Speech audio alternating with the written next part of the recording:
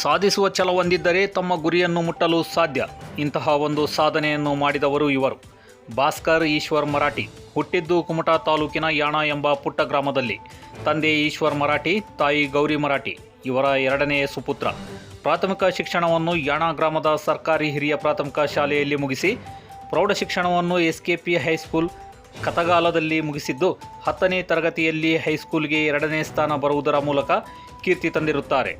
ತದನಂತರ ಕುಮಟಾದ government PU college ನೆಲ್ಲಿಕೆರೆಯಲ್ಲಿ ವಾಣಿಜ್ಯ ವಿಭಾಗದಲ್ಲಿ ಪದವಿ ಪೂರ್ವ ಶಿಕ್ಷಣವನ್ನು ಪಡೆದಿರುತ್ತಾರೆ. ತದನಂತರದಲ್ಲಿ BCom ಪದವಿ ಶಿಕ್ಷಣವನ್ನು ಪ್ರಾರಂಭಿಸಿ 2018ರಲ್ಲಿ ಸ್ಕೌಟ್ಸ್ ಆ್ಯಂಡ್ ಗೈಡ್ಸ್ ರಾಜ್ಯ ಪುರಸ್ಕಾರ ಪಡೆದಿರುತ್ತಾರೆ.